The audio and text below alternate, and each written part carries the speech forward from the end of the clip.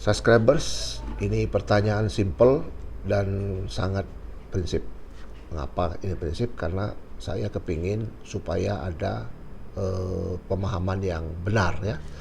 Jadi kalau kita berbicara masalah kuasa menjual, itu sering diterjemahkan juga semua ada di situ. Ya menjual, ya menerima pembayaran, ya melakukan apa-apalah yang berhubungan dengan kuasa tadi. Termasuk juga mengalihkan. Nah ini yang salah gitu loh. Kalau kuasa menjual itu tidak termasuk mengalihkan. Jadi kalau ada misalnya orang diberikan kuasa menjual, lantas dilanjutkan dengan PPJB, oke. Tapi kalau AJB itu nggak bisa kalau itu berkenaan dengan pengalihan atas tanah ya. Kalau ini terjadi, ini yang disebut dengan kuasa mutlak. Kuasa mutlak itu sudah dilarang udah lama itu. Sudah dari sejak tahun 86 sampai sekarang tuh berapa tahun, hitung aja sendiri gitu.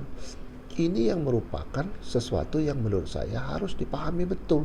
Tidak ada yang namanya kuasa menjual itu bisa mengalihkan sebagai subjek dari pemilik dari tanah ataupun aset tetap on Hurenhut. Kalau ada itu pasti ada tidak pidananya.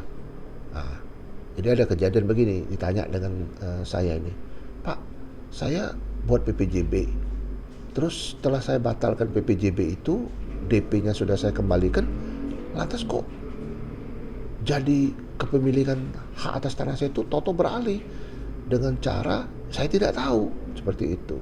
Nah ini menjadi satu hal yang menurut saya ini penegak hukum harus jeli gitu loh. Ya, tidak bisa berbasis dengan yang disebut dengan kuasa menjual tadi mengalihkan tanah tersebut.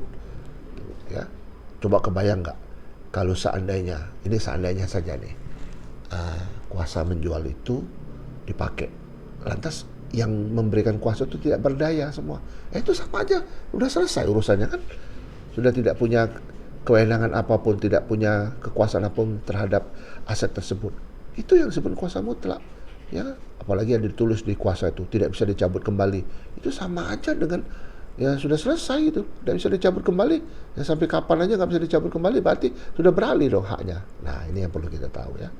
Penegak hukum tidak usah ragu-ragu ya kalau ada seperti itu tidak pidana ya. Macam-macam bisa derivatifnya, bisa pemalsuan, ya kan, bisa juga penipuan, ya kan.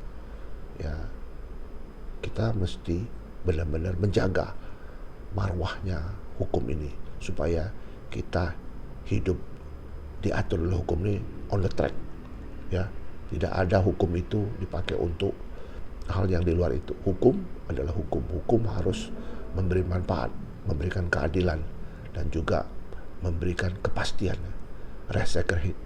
Mudah-mudahan video yang sederhana ini mendidik ya, juga mengedukasi, menambah wawasan kita semua. Tetap semangat dan sukses.